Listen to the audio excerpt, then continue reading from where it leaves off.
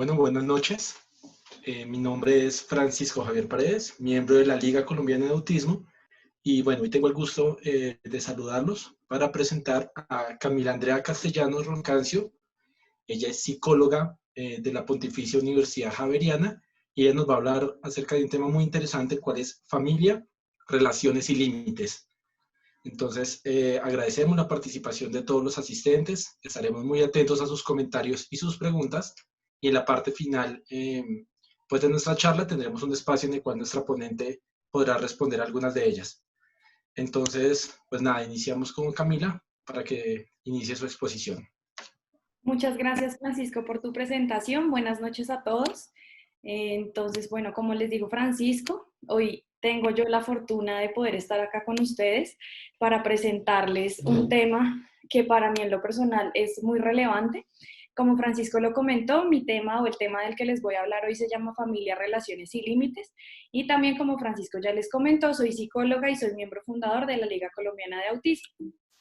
Entonces, bueno, para comenzar, yo quisiera hablar un poco de qué es la familia. Pienso que es importante que podamos definir cada uno de estos tres términos en los que titulé mi charla.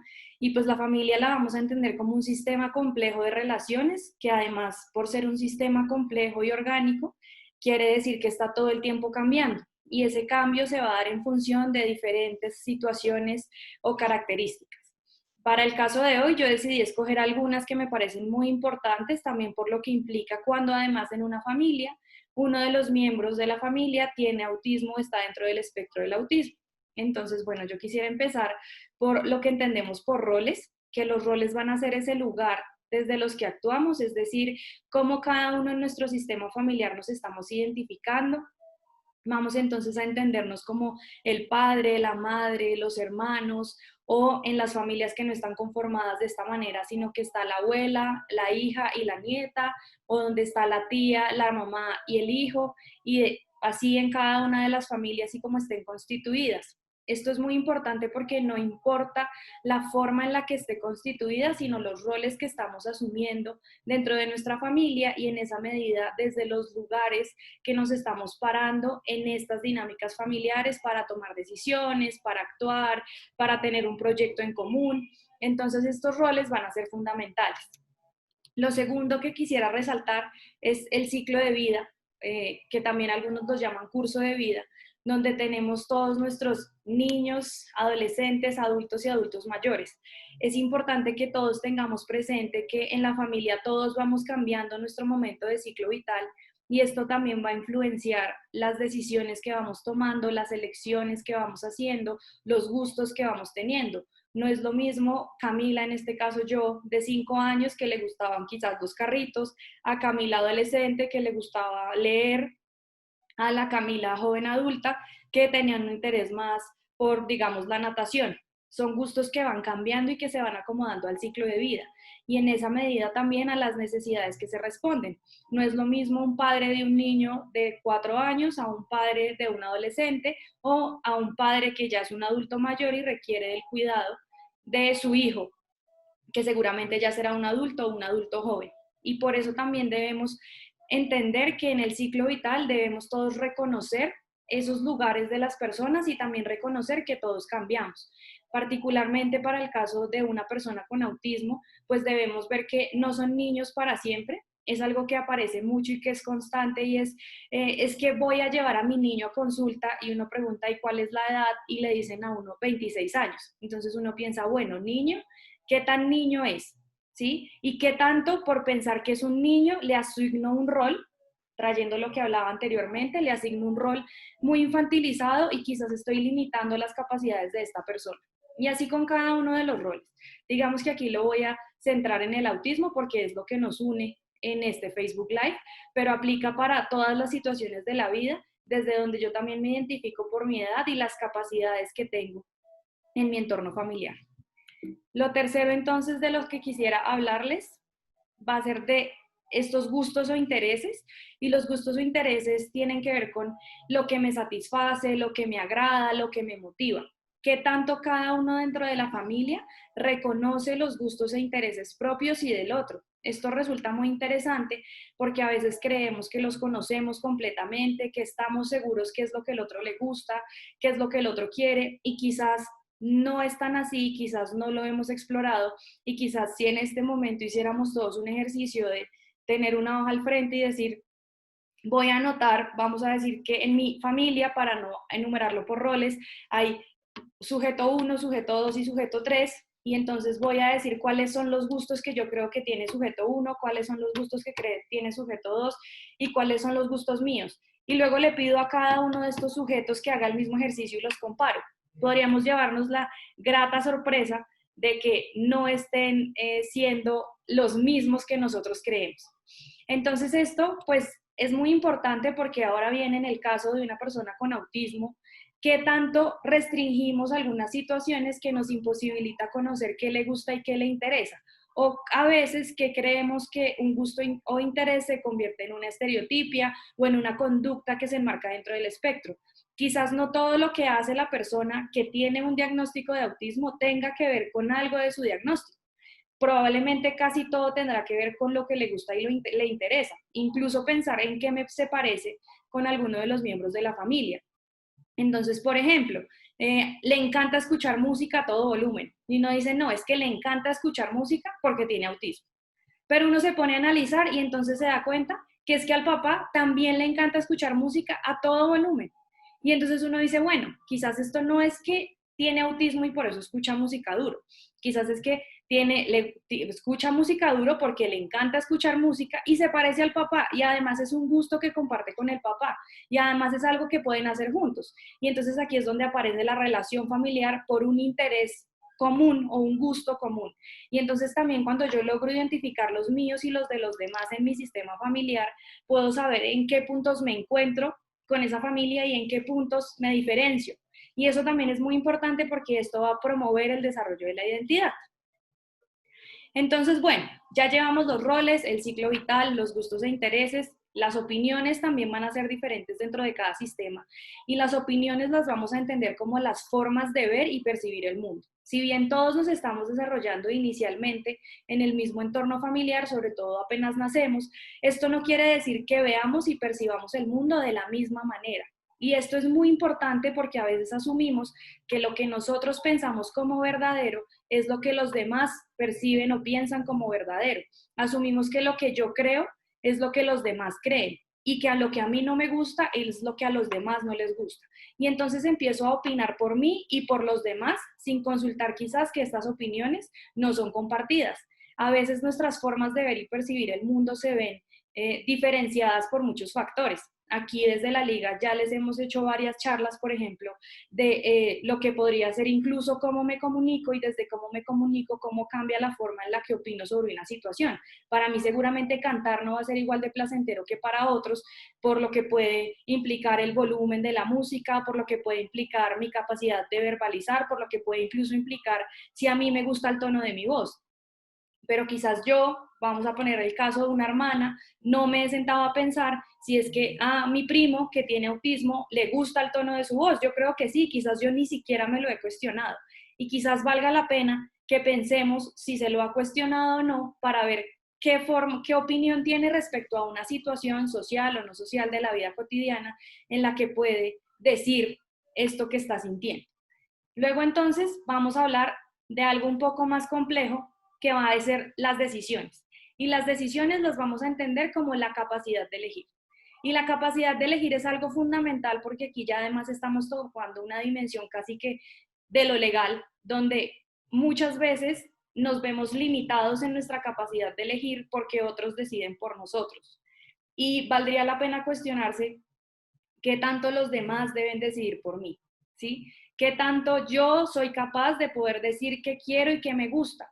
Y los pongo en este orden también porque si yo sé qué me gusta, qué me interesa, qué no me gusta, qué no me interesa, cómo percibo y vivo el mundo, pues así mismo voy a tener la capacidad de elegir eso que quiero o no quiero. Y una decisión va de una cosa tan sencilla como si quiero más arroz en el plato, hasta si puedo conformar una familia, hasta con quién casarme, hasta qué quiero estudiar, y estas decisiones las atraviesan todas las personas con o sin autismo y a veces desde los diferentes roles que se tienen en la familia, esta capacidad de elegir quizás se ve vulnerada, no porque se quiera vulnerar, sino porque se trata de proteger y muchas veces de la protección a la vulneración hay una línea muy delgada. Entonces sí hay que ver cómo puedo decidir y qué facilitadores, qué apoyos y qué ajustes le puedo proporcionar a la persona, a cualquier persona, para que haga estas elecciones. Si lo vemos en los niños muy pequeños, en los bebés sin autismo o con autismo, lo que nosotros decimos es, bueno, es que yo veo que cuando le pongo la sopa de brócoli llora, pues ahí yo estoy dándome cuenta que es algo que no le gusta. Entonces, pues si hay una sopa de brócoli y una sopa, no sé, digamos de pollo, es probable que el bebé se incline por la sopa de pollo porque ya hemos visto además que la sopa de brócoli no le gusta. ¿Por qué no poder intentarlo también en otros momentos del ciclo vital cuando hay diferentes diagnósticos o cuando tenemos diferentes momentos de desarrollo que no se dan a la par con los otros niños o los otros adolescentes o los otros adultos? El todo es que podamos tener una opción y una vía para poder expresar lo que queremos. De ahí también lo que me parece muy oportuno, pues que esta charla la estemos teniendo después de haber tenido la participación de Francisco hace 8 días con comunicación aumentativa y alternativa, porque quizás muchas de las dificultades y de los cuestionamientos que nos hacemos respecto a la capacidad de elegir se ven atravesados por las dificultades en la comunicación. Y pues ahora llegamos a lo que serían los acuerdos. Yo puedo decidir, pero hay decisiones que no solamente me afectan a mí, hay decisiones que afectan los grupos a los que yo pertenezco, y en este caso y el del que estamos hablando, la familia. Hay decisiones que la familia atraviesa y que es todo el conjunto familiar quien debe poder opinar para poder resolver el asunto que están enfrentando. Entonces, un acuerdo va a ser básicamente una negociación que implica para todas las partes que se involucran en el acuerdo renuncias y ganancias. Renuncias respecto a lo que no va a pasar porque están eligiendo nuevamente capacidad de decidir y ganancias respecto a lo que están adquiriendo con esa decisión conjunta. Una cosa entonces será decidir por individual y otra cosa será decidir colectivamente y probablemente una decisión colectiva atraviese el acuerdo y la negociación. Pongamos un ejemplo. Tenemos una familia que quizás hay una situación de salud compleja, que hay que tomar una decisión respecto a algo que haya que hacer, pues quizás sea importante que si en este caso, digamos, en este sistema familiar hay papá y mamá, pues que papá y mamá se sienten, dialoguen, pongan sus puntos de vista de manera respetuosa, realicen una negociación, ambos entiendan y comprendan cuáles son las renuncias que van a hacer y cuáles son las ganancias respecto a otra situación, pues respecto a esta situación, en este caso del ejemplo de salud que se está atravesando, y poder entonces tomar una decisión.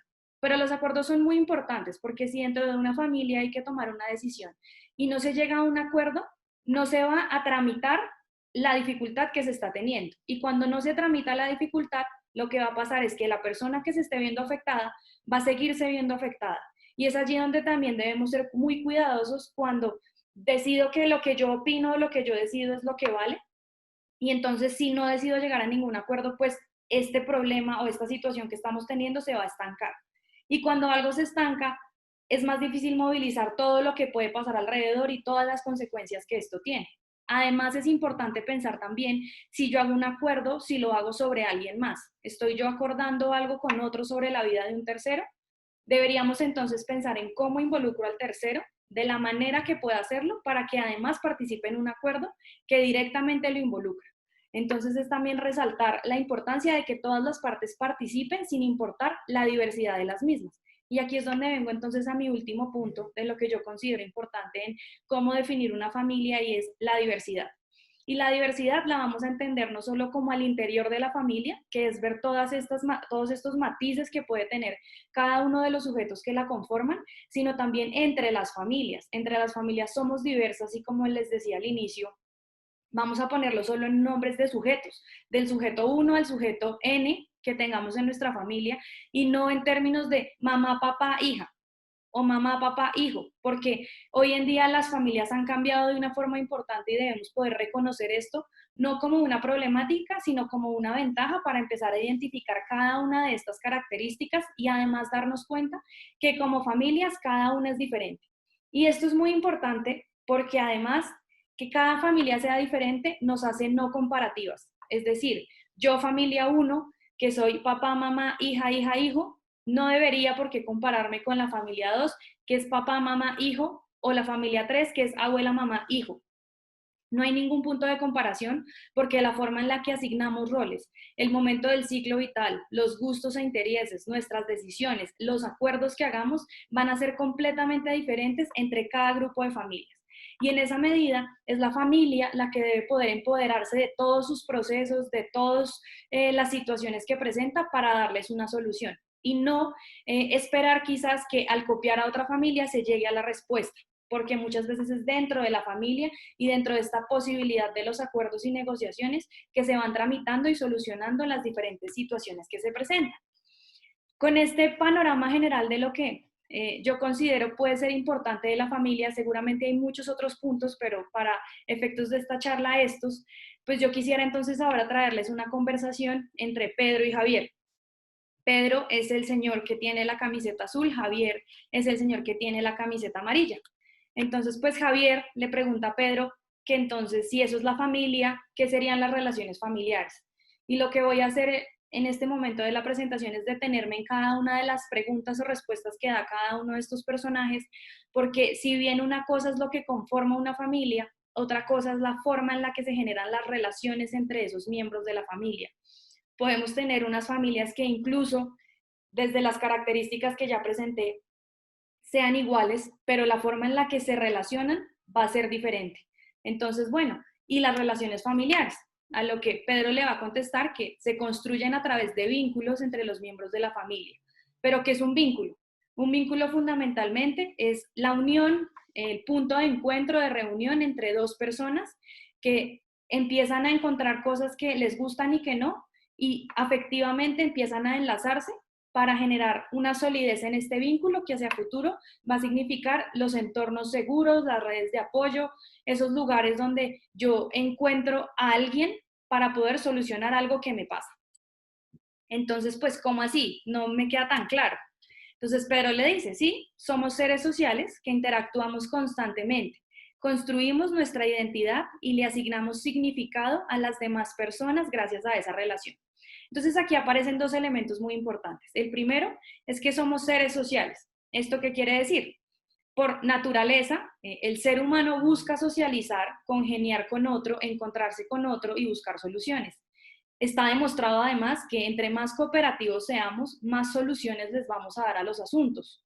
Y esto es interesante porque muchas veces, por querer mantener nuestra decisión o nuestra opinión, nos quedamos en la individualidad, pensemos en un esquema familiar, nos quedamos en mi posición cerrada de esto es lo que yo opino, esto es lo que yo pienso y de aquí yo no me muevo. No estamos movilizando y la no movilización es igual también a no progreso. Entonces, si además acudimos a nuestra característica de seres sociales y buscamos además la forma en la que cada quien socializa, porque esto es un fundamental. Muchas veces creemos que socializar es lo que está pasando entre ellos dos que tienen una conversación muy tranquila, quizás pensemos que de atrás hay un parque, pero uno socializa desde la virtualidad, uno socializa desde la escritura, uno socializa desde muchos lugares, desde los abrazos, desde el cuerpo y pues desde la que conocemos todos, que es la palabra y a la que casi todos más fácil acceso tenemos. Entonces sí está demostrado a lo que les decía, si estoy solo, quizás me estanco, me quedo quieto, me quedo con mi opinión, sí, pero no me estoy moviendo hacia ningún lado. Y si somos sociales y nos unimos y cooperativamente todos buscamos ir hacia el mismo lado, seguramente construiremos cosas más grandes. Pero no solo eso es lo que nos promueve esta socialización, también lo que nos promueve es la construcción de la identidad. Y la construcción de la identidad podría sonar como algo complejo, pero en últimas vamos a acudir a lo que todo el mundo acude hoy en día, que es el libre desarrollo de la personalidad.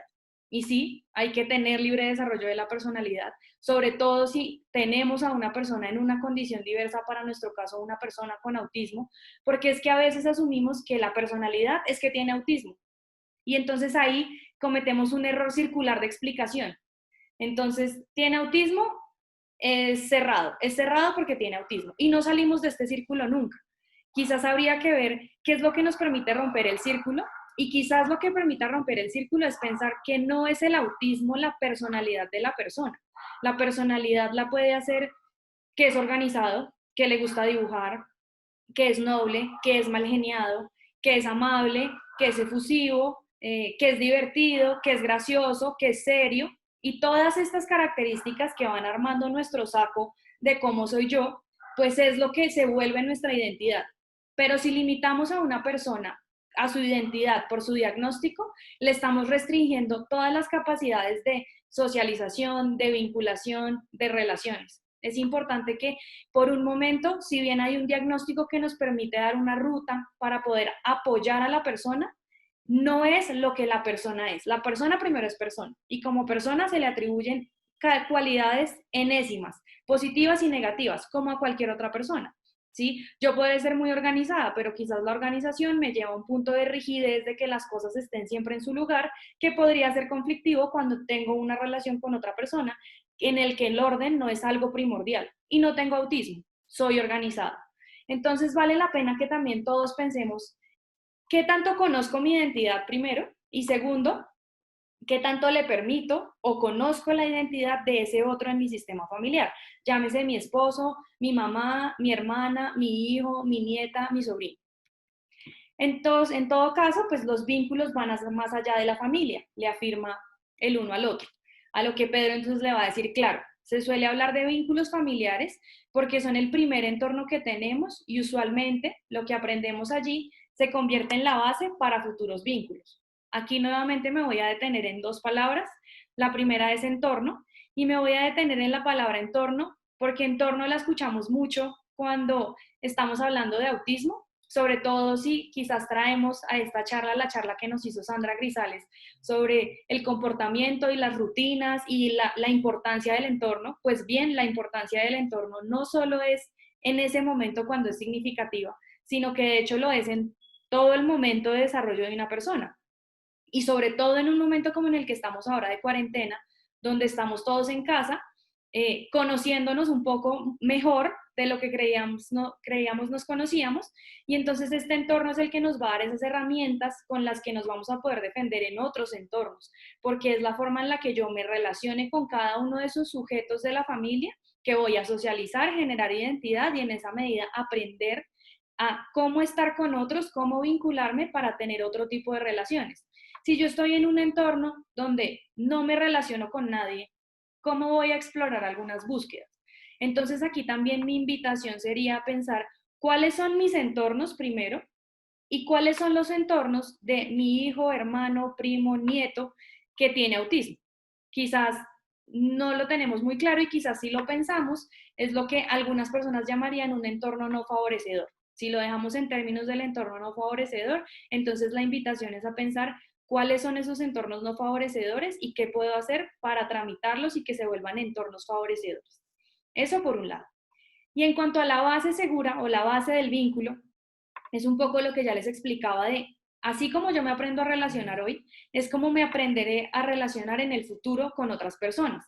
No significa esto que sea la única manera, ni que así como lo hice a mis 3 años es como lo voy a hacer toda mi vida, porque como bien lo explicaba al principio, todos somos seres dinámicos y cambiantes. Esto puede cambiar. Lo que pasa es que en un primer momento de la vida, esta base es la que vamos a aplicar para varios años de la vida que nos sigue, nuestra adolescencia, nuestra adultez joven e incluso para muchos puede no cambiar o cambiar un poco en nuestra adultez o adultez mayor. Entonces la base va a ser fundamental y por eso entonces vinculémonos adecuadamente en los entornos en los que estamos, no solo yo como sujeto uno, sino yo con cada uno de los sujetos y qué base le doy yo al otro. Y no se trata de verlo como yo mamá le doy esta base a mi hijo, entonces tengo yo una responsabilidad, porque son todos los miembros del sistema familiar los que proveen una base para el relacionamiento. Y son todos los miembros del sistema familiar los que contribuyen al cuidado, a las responsabilidades, a las decisiones, a los acuerdos. Y es aquí cuando también debemos pensar que esta base debe ser distributiva, es decir, que todos participemos en medidas proporcionales a las capacidades que tenemos, pero no que se recarguen las actividades, las decisiones o lo que sea que esté sucediendo en una sola persona de lo que sería mi sistema familiar. Entonces, pues, este sujeto de amarillo, que ya olvidé el nombre que le puse, le va a decir, ok, eso también me hace pensar que cada quien empieza a reconocer sus límites y los límites de los demás. Y aquí llegamos entonces a nuestra tercera parte de las 3 palabras que les puse en el título de esta charla: familia, que ya la abordamos de alguna manera, vínculos, un poco desglosándola con esta conversación. Y entonces, por último, hablemos de límites.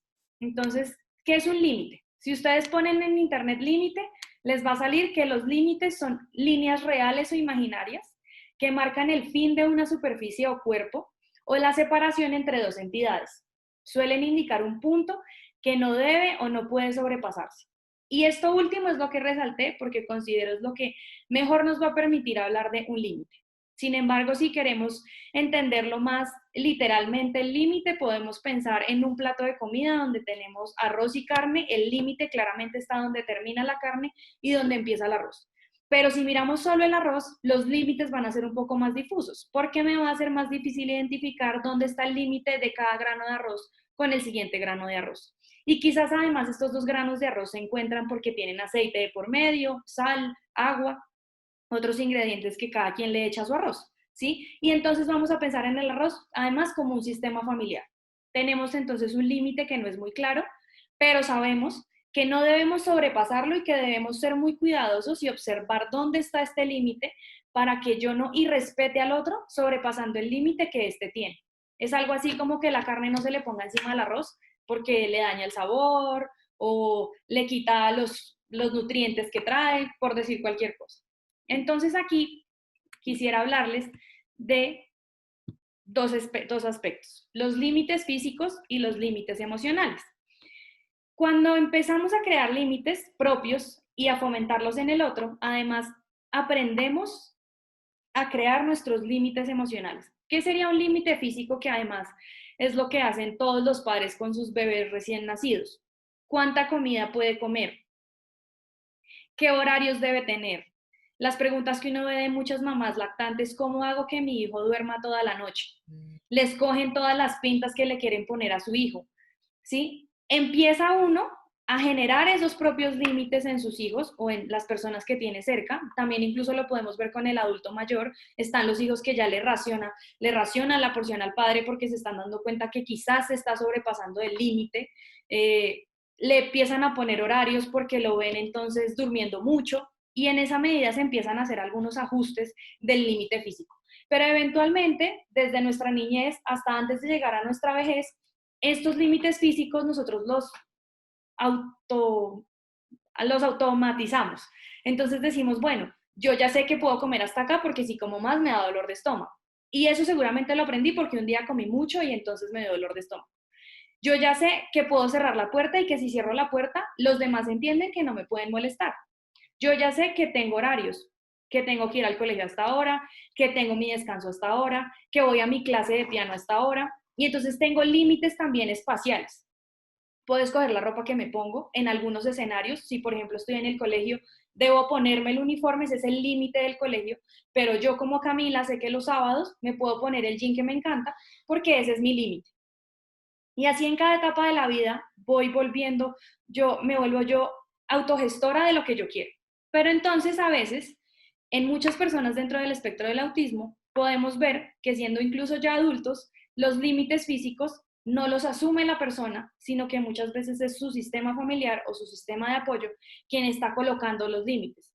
Y entonces mi invitación aquí es a pensar si quizás no hay alguna manera de que esta persona logre por sí sola gestionar alguno de estos límites físicos, sino todos, con apoyos y ajustes en el entorno, en la comunicación, en la rutina, en los análisis de comportamiento y además pensar sobre todo que esto es muy importante porque si yo puedo interiorizar un límite físico, mucho más rápido tramito un límite emocional. Y entonces, ¿qué es un límite emocional? ¿Cuál es mi intimidad? ¿Con quién quiero compartir y con quién no? ¿Qué quiero compartir? ¿Cómo me autorregulo en una situación complicada? ¿Cómo me autogestiono con mis decisiones complejas? Entonces, si ustedes lo ven, digamos que si leyéramos cantidad de comida igual intimidad, uno dice esto no tiene ninguna relación. Pero aquí lo que yo los quiero invitar a pensar es que si logramos que una persona desde lo físico entienda el límite, más rápidamente en las emociones pueda también gestionar otra serie de situaciones, pueda gestionar lo que les decía antes, que si cierra la puerta puede tener un momento para él mismo, que va al baño solo. No, pero es que en este momento yo cómo hago para que vaya solo si toda la vida ha ido conmigo. Bueno, sentémonos a pensar una estrategia para que pueda autogestionarse, porque quizás esa ida al baño al inicio parezca un límite físico de hasta aquí llegas tú porque yo hago todo lo que está de la puerta del baño para adentro solo, pero en el futuro puede volverse un límite emocional en el sentido de si en el baño estoy solo, en el baño me puedo autorregular y nadie va a entrar a molestarme porque aprendí a hacerlo, ¿sí? Y eso también tiene un punto muy importante y es que el límite es igual también a confianza. Si yo confío en lo que está haciendo esta persona en la intimidad para autorregularse, para autogestionarse, para pensar y para respirar, también le permito un proceso que es muy importante y que es de lo último que les voy a hablar, que es pasar de la heteronomía a la autonomía. Y básicamente estos dos conceptos significan un poco lo que ya les he venido hablando. La heteronomía se define como que todas las reglas y mis decisiones se ven atravesadas por un tercero. Es decir, que todos cuando somos pequeños estamos bajo una norma moral heterónoma. Es decir, mis padres deciden a qué colegio entro, el uniforme me lo impone el colegio, el horario me lo impone el colegio, los profesores me dicen qué tareas debo hacer, yo llego a la casa y tengo quizás un horario para ver el televisor, tengo un horario para irme a dormir, los fines de semana quizás tenga un curso de actividad extracurricular que yo escogí, pero pues que tiene unos límites, tiene unas reglas, tiene unas normas. Entonces yo aprendo que hay normas y reglas que debo seguir, que además luego puedo interiorizar y crear mis propias normas y autogestionarme y pasar en la adolescencia y hacia la adultez a la autonomía. Entonces puedo tomar decisiones, pero además no se trata de que yo decido todo lo que yo quiero, eso no es la autonomía. La autonomía es entender qué cosas yo puedo escoger de lo que yo quiero. Entonces, si bien en la heteronomía un poco todo es, te lo ponen y te lo enseñan para que lo sepas hacer, en la autonomía te lo ponen y te lo enseñan, pero ya tú miras qué haces con eso que te ponen y te enseñan, ¿sí? Y entonces, por ejemplo, en mi casa, ya cuando yo era más grandecita, siempre me decían, nosotros ya le enseñamos qué está bien y qué está mal, usted decide. Ese es el ejemplo de la autonomía. Yo ya conozco las reglas porque me las enseñaron, ahora cómo las pongo en práctica, teniendo en cuenta qué consecuencias puede llegar a tener eso. Pero esa autonomía además se promueve porque confían en mí, porque tengo mis espacios de intimidad, porque puedo compartir con otras personas y en esa medida si tengo una dificultad, busco la forma de regularme, bien sea con el apoyo de este núcleo familiar o de un núcleo externo y me autogestiono para lo que me interesa. Entro a internet, busco qué quiero. Muchas veces encontramos chicos con autismo que quizás pueden identificar los límites físicos, pero es quizás en el sistema familiar donde vemos que hay casi que una barrera, como que la persona con autismo intenta y le dicen, no, yo todavía le digo todo lo que tiene que hacer y no nos damos cuenta que a veces esta persona ya está lista para tomar sus decisiones. A veces somos nosotros como familia los que quizás estamos limitando, valga la redundancia con el límite, o estamos imposibilitando que se alcancen los límites propios. Muchas veces por imponer nosotros todos los límites, no dejamos que la persona explore su límite y encuentre este manejo también de las emociones. Y todo esto me parece muy relevante porque en últimas es como todo lo que vemos todo el tiempo en las charlas y decimos, no, pero es que las emociones, pero es que cómo las expresa, pero es que yo cómo lo ayudo, pues quizás debemos empezar por lo básico y quizás por eso hay tanta insistencia con la rutina, si hay tanta insistencia con un sistema de comunicación adecuado, porque van a ser los primeros pasos para que yo pueda desarrollar otros pensamientos más complejos en cada uno de nosotros, no solo en las personas que no tenemos autismo, sino en los que tienen autismo. Y entonces aquí nuevamente mi invitación es a pensar no en qué estoy haciendo estructuralmente con toda la teoría, sino cuando, como dice aquí, suele indicar un punto que no debe o puede sobrepasarse. Aquí mi invitación sería que todos pensemos cuál es el punto en el que nos estamos sobrepasando. Y esto se puede sobrepasar incluso por no tomar una decisión que beneficie a la persona. ¿Sí? Quizás por un miedo propio. Hay algo que yo pienso que de pronto está malo y quizás no es tan malo y puede ayudarle a la persona a solucionar su situación. También ver qué tanto estamos mediando los límites por nuestros miedos y nuestras opiniones y no por la situación real que enfrenta la persona. ¿Qué tanto estoy yo valorando lo que pasa con una persona para poder poner un límite y ofrecer alternativas para solucionar? Y entonces aquí también la invitación es a no pensar solamente en los límites que yo pongo, sino en los límites que yo tengo. Nuevamente, si hiciéramos un ejercicio de saquen una hoja y cada uno escriba 3 límites propios, quizás la primera pregunta de muchos sea, ¿cómo así? ¿Cómo saco un límite propio? Y entonces un ejemplo que yo les daría es, yo, Camila, tengo un límite y es que si a mí me alzan la voz, yo me retiro de cualquier negociación o intento de acuerdo, porque sobrepasaste mi límite. Y con ese límite sobrepasado, yo no puedo continuar con esta relación y me retiro. Y entonces busco formas de remediarlo emocionalmente, como pedir perdón, hacer una disculpa, o incluso si no entiendo por qué se molestó la persona, preguntarle, no entiendo qué te molestó, explícame. Y muchas veces la otra persona dice como, ok, no sabía que no eras consciente de que me habías levantado la voz, hablemos del tema. ¿Mm? Y muchas veces muchas de las cosas que hacemos que al otro lo hieren o le resultan difíciles de procesar, muchas veces quien comete el acto no es consciente. Entonces, por ejemplo, vamos otra vez a traerlo al autismo. Tenemos un chico con autismo que tiene un momento complejo porque está pensando cosas o se está sintiendo angustiado por alguna razón y quizás acude a la autoagresión o a la agresión al otro. Y yo en esa agresión al otro lo que hago es decir, sobrepasó mi límite, no voy a, esto es terrible, se salió de control esta situación, no puedo hacer nada. Listo. Uno, sí, sobrepasó un límite. Dos, ¿es consciente la otra persona que sobrepasó el límite? Es decir, ¿es consciente la persona con autismo que pasó el límite? Quizás no.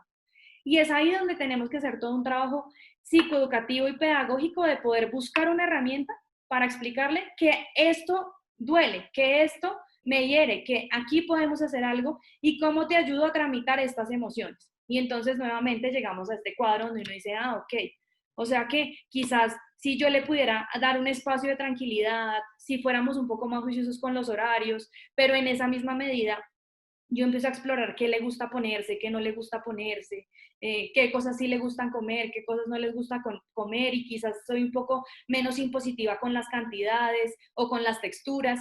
No se me ocurriría a mí que esto podría implicar que la persona pueda hacer como una extrapolación de lo físico a lo emocional y empezar a como a mutar estas estrategias de límites y de solución de conflictos físicos en los conflictos emocionales y decir, ok, me están explicando y quizás con una vez no sea suficiente y quizás todas las veces que pase el límite haya que explicarlo. No importa, hay que explicarlo porque para eso existen y si no se explican va a ser muy difícil poder encontrar una solución. Y cada vez que yo lo explico, estoy aportando un granito de arena para que la persona sea cada vez lo más autónoma posible. Y a más autónoma, más capacidad de toma de decisión. Y a más capacidad de tomar decisión, más independencia. Con esto, entonces, pues lo último que yo quisiera hacer con esta conversación es dejarles algunas preguntas. Sé que a estas conversaciones se unen algunas personas con autismo y sé también que se unen muchos padres, familiares, hermanos, tíos, primos. Para las personas dentro del espectro o hijos en general, hijos de, todos somos hijos de alguien, preguntarnos en qué parte de mi ciclo vital estoy, qué me gusta, a veces no tenemos tan claro qué nos gusta, qué deciden por mí. Y entonces aquí valdría la pena unir en qué momento de mi vida estoy y qué cosas están decidiendo por mí. Quizás no sea tan adecuado que a mis 27 años mi mamá todavía vaya y me compre la ropa y yo no tenga cómo decidir qué me quiero poner. Pero quizás si tengo 5 años eso no es un gran problema. Pero así empecemos a poner cada una de estas situaciones a la luz de estas preguntas. ¿Conozco mis límites? Sé qué me gusta, sé qué no me gusta, sé hasta dónde puede llegar alguien y hasta dónde puedo llegar yo conmigo misma. Incluso un límite para muchas personas es el consumo de alguna sustancia. O sea, a algunas personas les gusta el alcohol y quizás no conocen su límite con el alcohol. Y esto también cabe en esta pregunta. ¿Participo en los acuerdos que se hacen en mi casa o se toman decisiones y yo solo me entero de esta decisión? Si soy un niño nuevamente de 6, de 8, de 10 años, pues que mis padres decidan, no sé, que van a comprar un televisor más grande, pues no hay ningún problema. Eso es una decisión que en efecto debe pasar por los padres, porque además es el rol que está asignado a los padres, porque es quienes manejan las finanzas y demás. Pero si el acuerdo nuevamente es ese mismo televisor, pero soy yo quien trabaja y reciben además mi sueldo y van y compran un televisor, estaría bien que acuerden comprar un televisor con mis ingresos, cuando a mí no me lo preguntaron o cuando a mí quizás me molesta mucho el televisor. Tengo privacidad y esta es muy importante sobre todo por la pandemia. Todos los seres humanos en el confinamiento estamos perdiendo algo de privacidad y es importante que todos podamos empezar a buscar y a encontrar un espacio en el que podamos estar con nosotros mismos para hacer lo que nos gusta hacer con nosotros mismos. Piensen los que manejan que su momento de privacidad, aunque parezca raro decirlo, así es ese trayecto que yo hacía de un punto A a un punto B donde yo iba solo, donde ponía quizás mi música a todo volumen, donde ponía un podcast que me encanta, donde no escuchaba absolutamente nada, pero no recibía ninguna llamada. Ese era mi momento de privacidad quizás. O aquellos que tenían otras muchas estrategias, irse a un café solos a leer un libro, irse a un café solos a mirar en su computador cosas, irse a un parque a mirar la gente pasar y mirar cómo se comportan, irse a un parque a ver perritos y consentirlos. Esos eran sus momentos de privacidad. El confinamiento quizás no los está quitando a todos. Y la invitación es, si la tenía, ¿cómo la perdí? Si la tengo ahora, ¿cómo la mantengo? Y si no la tengo, ¿cómo la consigo? Y finalmente, entonces, preguntarme si mi familia identifica mi forma de ser, porque también pasa que hay veces que la familia, los sujetos de la familia, me definen por alguna única característica. Por ejemplo, soy mal geniado, pero eso quizás no es lo único que me hace a mi persona. Entonces, ¿será que mi familia reconoce todo este paquete de elementos que me constituyen? Valdría la pena preguntárselo y quizás preguntárselo a la familia en la forma en la que sea posible. Ahora, con estas preguntas que yo me hago a mí mismo, la siguiente invitación es las preguntas que podemos hacernos hacia afuera. Las primeras preguntas eran preguntas hacia adentro, estas siguientes van a ser unas preguntas hacia afuera y es, ¿cuál es nuestro rol? Cada uno de los que está asistiendo a esta charla, desde cómo se esté relacionando en su familia, piense cuál es su rol además respecto a cada sujeto, cuál es mi rol respecto a mi papá, respecto a mi mamá, respecto a mi tía, respecto a mi hermano, ¿cómo es ese rol? Compartimos la crianza y esta pregunta sí iría para todos aquellos que en este momento están criando niños, que no necesariamente debe ser papá y mamá, muchas veces son abuelas, muchas veces son tías, muchas veces son hermanos. ¿Cómo es esa crianza? ¿Cómo la comparten? ¿Cómo llegan a los acuerdos? ¿Conocemos y diferenciamos nuestros gustos de los de nuestros hijos? A veces pasa mucho, sobre todo cuando los niños están muy pequeños, que lo que a nosotros nos gusta es lo que creemos que les gusta a ellos. Y empezamos a decidir respecto a lo que a mí me gusta.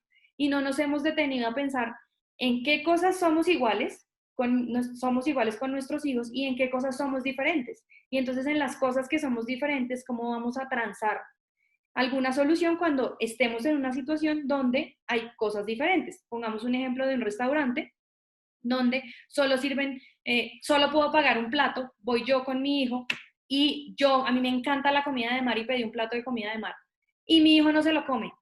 Y entonces yo digo, no, pero ¿cómo así? Si esto es delicioso, ¿cómo no se lo va a comer? Pero entonces ahora, en esta escena, uno dice, no, pues complicado porque el niño no le gustaba y de pronto ella no sabía que le gustaba. Bueno, pero luego vamos a decir que ahora este niño tiene autismo. Todos van a decir que el niño no se comió la comida de mar porque tiene autismo. ¿Será que sí es así? No creo que haga falta que tenga autismo para que quizás no le guste la comida de mar. Y ahí es por eso es que es muy importante diferenciar y encontrar similitud con los hijos desde su rol de hijos, desde su rol como ser humano en el mundo, sin importar esta condición o este diagnóstico que le ha sido dado. ¿Qué decisiones tomamos por ellos? ¿Y son estas decisiones adecuadas? Esta pregunta nuevamente se las dejo.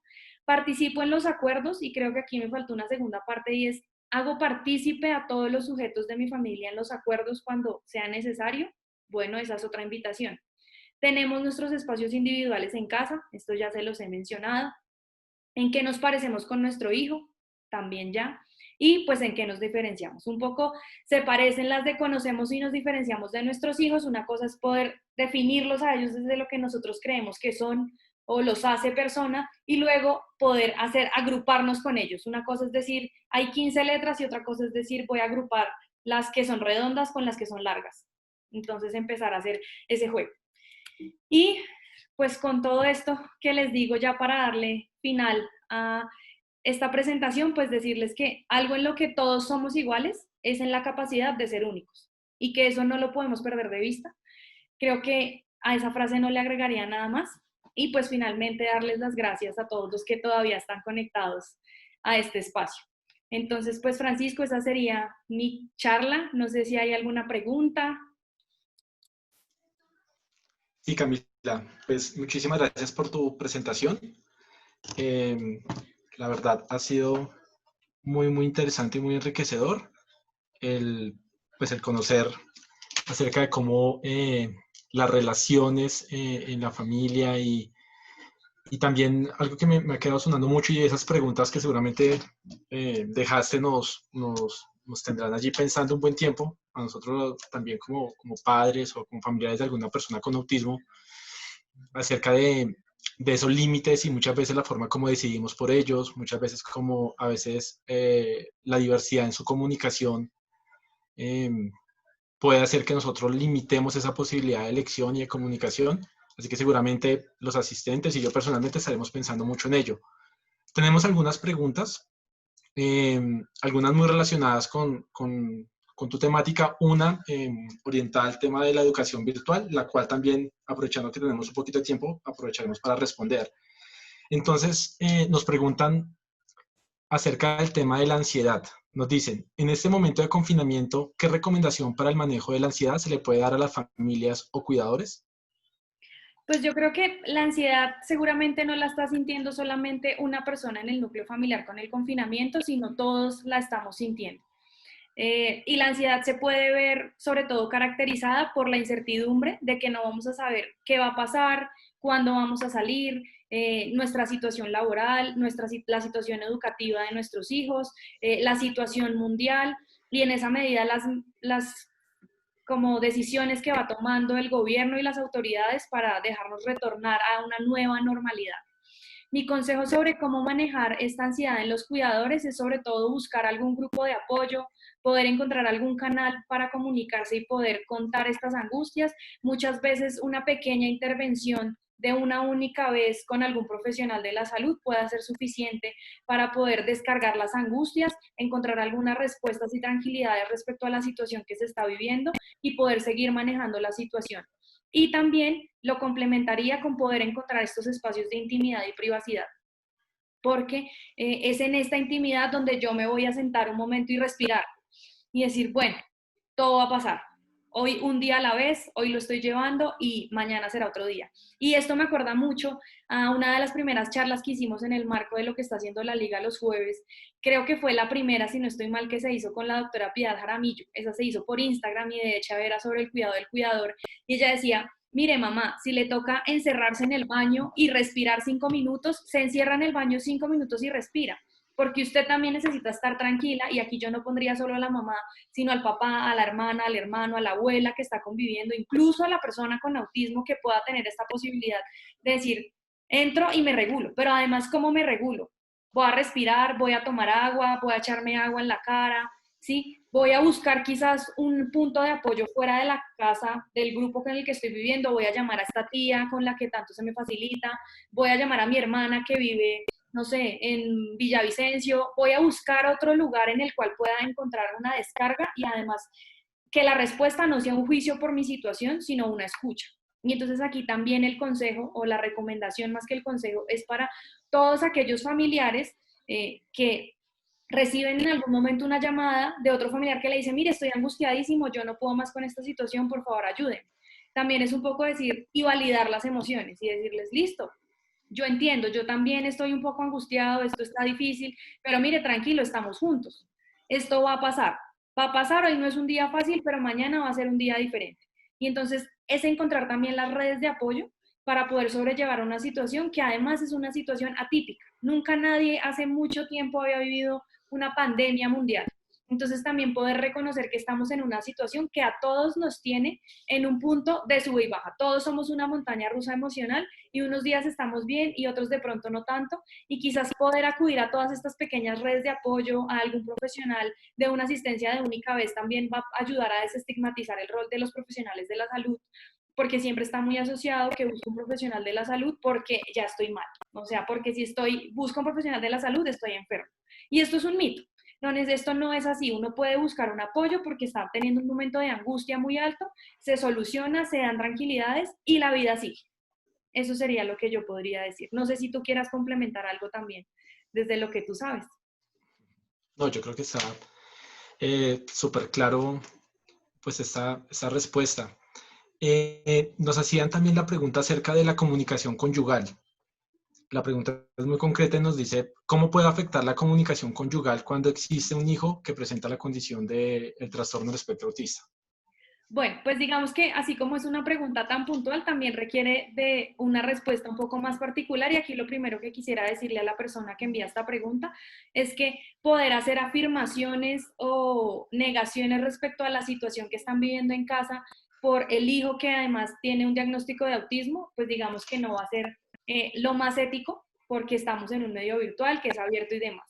Podría dar algunas recomendaciones a manera muy general de cómo mejorar esta comunicación conyugal, que creo que es un poco resumir lo que he presentado y quizás sí invitar a esta persona a que se comunique directamente con la liga para pedir algún apoyo, así sea de única vez o de más veces, no importa, para mirar cómo se puede dar un acompañamiento a esta comunicación conyugal. Yo creo que la comunicación no solamente es conyugal, sino con todos los miembros del hogar, que en este caso va a ser la pareja y el hijo. Y pues hay que ver también cómo se tramitan las diferentes decisiones y acuerdos respecto a las necesidades de este hijo y a las necesidades de la pareja. Muchas veces por acudir o responder a las necesidades del hijo, olvidamos las necesidades y los pedidos de afecto de la pareja y quizás es allí donde se rompe la comunicación y todo se ve mediado por las decisiones hacia este tercero y no de los dos sujetos involucrados. Pero pues lo que te digo, Francisco, esto es como una descripción muy general de cómo empieza a funcionar un rol de hijo en una familia con o sin autismo.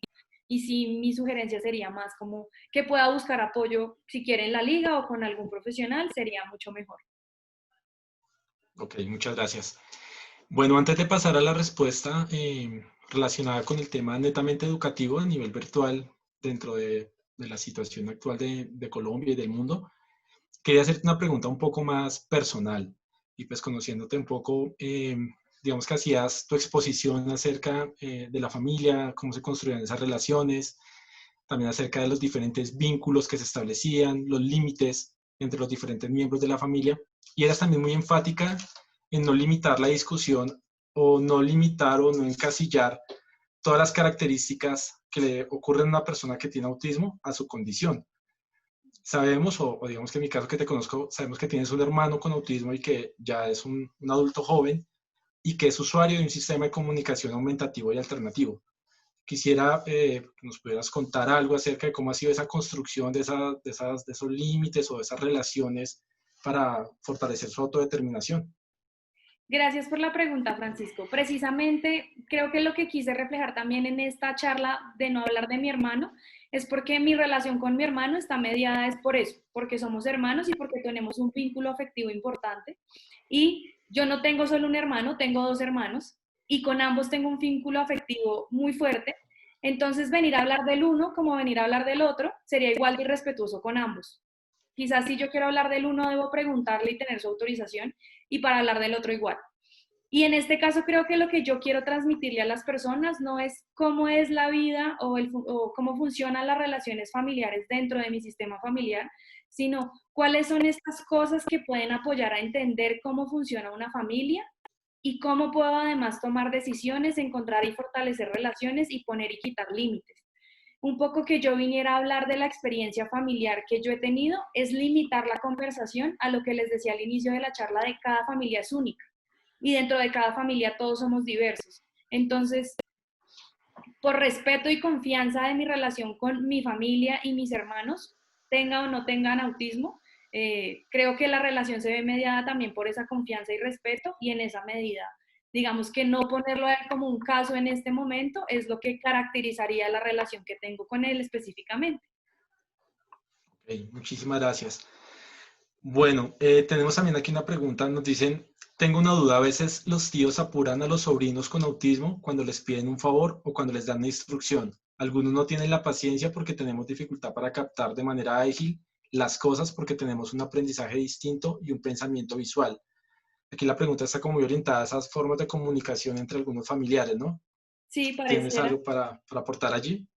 Yo creo que el tema con la familia extensa, que van a ser aquellos que no viven conmigo, es interesante y es de mucha paciencia porque requiere de un proceso de educación constante con todo el mundo, no solo con esa familia extensa, sino con todos esos nuevos círculos de relacionamiento que aparecen para mi familia y para la persona con autismo.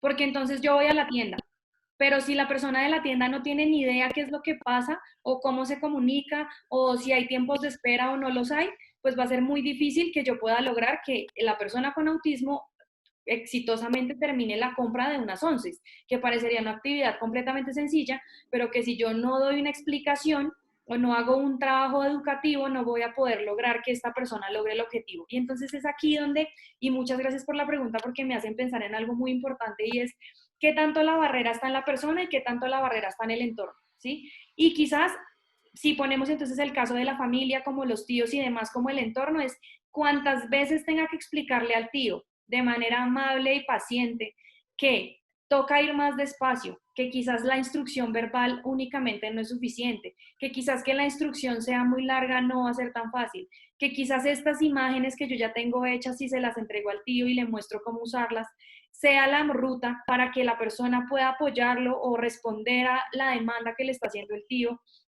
sea más fácil, hay que hacerlo. Y si hay que hacerlo 10 veces, hay que hacerlo 10 veces. Y si a la abuela hay que explicarle 500 veces que hoy no, que está jugando ahí con su carro y no con los otros 5 primos, no pasa nada malo, está jugando y está feliz y está tranquilo, pues hay que dejarlo jugar. Y hay que hacer un trabajo de educación con la familia y con todos estos entornos. Entonces sí, la recomendación sería aquí mucha paciencia y capacidad de poder explicarle a la gente qué es lo que pasa. También a veces cuando hay una persona con autismo dentro de mi familia, yo asumo que todos los demás a mi alrededor deben saber qué es y deben entender, porque entonces no entienden y yo me molesto. Las personas a mi alrededor quizás no entienden y de pronto no han tenido la posibilidad de acercarse o de saber qué es. Pero cuando yo explico, casi siempre van a encontrar una respuesta amable de la contraparte y van a decir, ah, ok, y quizás quieran preguntar más. ¿Y qué más puedo hacer? ¿Y por dónde más puedo apoyar? Entre más amable sea yo entregando una información, más amable también va a ser la recepción de esa información y mayores apoyos y ajustes se van a generar en el entorno para que esta persona con autismo logre algo que puede hacer. Porque aquí lo importante es que sí lo puede hacer. Muchas veces es que tenemos que hacer un trabajo muy fuerte en la sociedad y cambiar las culturas y las prácticas para que esta persona logre una inclusión. Y creo que esto termina en últimas en una inclusión. La inclusión no solo es en el colegio, la inclusión es en la visita familiar, la inclusión es en ir al centro comercial, la inclusión está en un paseo de todos a algún lugar, en el restaurante. Ok, Camila. Bueno, muchísimas gracias por la claridad de tus respuestas y pues a todas las personas que nos han expresado sus comentarios y sus preguntas relacionadas con la temática de hoy. Bueno, tenemos una pregunta final, la cual está orientada hacia el tema de la educación virtual. Nos preguntan acerca de recomendaciones para una persona con TEA en su proceso educativo virtual en tiempo de pandemia. Pues bueno, los procesos educativos como tal parten de la claridad de los objetivos que se están persiguiendo, ¿no? Entonces, en esta situación de la pandemia en la cual muchos de los padres se han visto abocados a casi que tomar el liderazgo en ese proceso de enseñanza, a veces orientados por maestros, a veces con un apoyo telefónico, un escrito en WhatsApp, el envío de una tarea por fotografías, el ver un video por internet, pues también nos orienta a empoderarnos acerca de qué es lo que estamos persiguiendo, cuáles son esos objetivos claves pues para nuestro hijo, para nuestro familiar con TEA. Yo creo que una primera recomendación es tener claro cuáles son los objetivos que estamos persiguiendo con estas tareas y con esas actividades académicas, para a partir de allí encontrar las estrategias apropiadas. Entonces, teniendo claro qué se persigue, podemos comenzar a generar una rutina clara, una estructura, ojalá con unos apoyos que le indiquen a la persona cuál es el sentido de la actividad, es decir, que le permitan identificar qué es lo que tiene que hacer, clarificar el tiempo de permanencia en este tipo de tareas, clarificar también el uso del material. Por ejemplo, para muchas personas en sus casas el uso del computador era sinónimo de su uso de tiempo libre. Por ejemplo, ver sus videos favoritos, acceder a sus recursos que más les gustaban, y ahora es una herramienta también de estudio. Entonces también hay que hacer un proceso de enseñanza, de aproximación, mucho con el uso de apoyos visuales y, y comenzar a generar ese programa educativo. Va a ser un descubrimiento total, como lo hemos visto en esta charla y en las anteriores. Esto es un tema de relación y de construcción bidireccional, ¿no?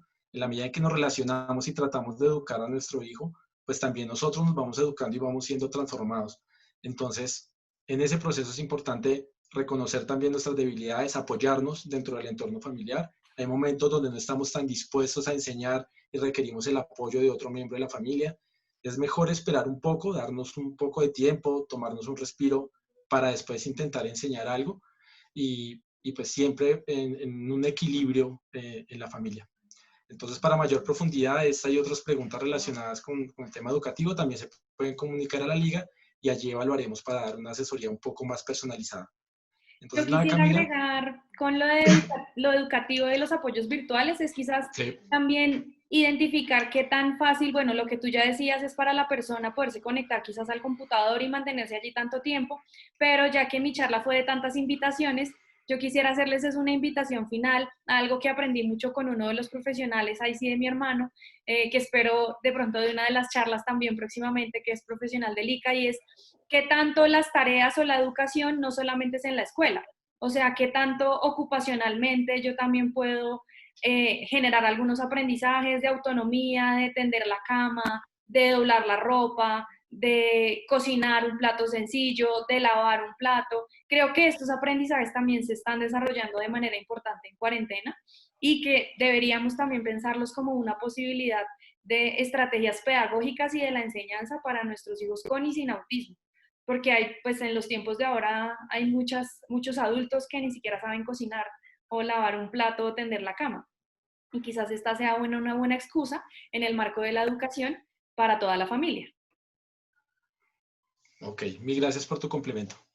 Entonces, pues nada, terminamos hoy nuestra charla y pues estaremos atentos para próximas situaciones en las cuales podamos tener nuevos invitados y podamos ahondar en estas épocas en las cuales nos permiten este tipo de comunicación. Entonces, un saludo fraternal a todos los asistentes. Mil gracias, Camila. Muchas gracias a ti, Francisco, y a todos los que siguen conectados. Y un feliz día o feliz noche ya. Chao a todos.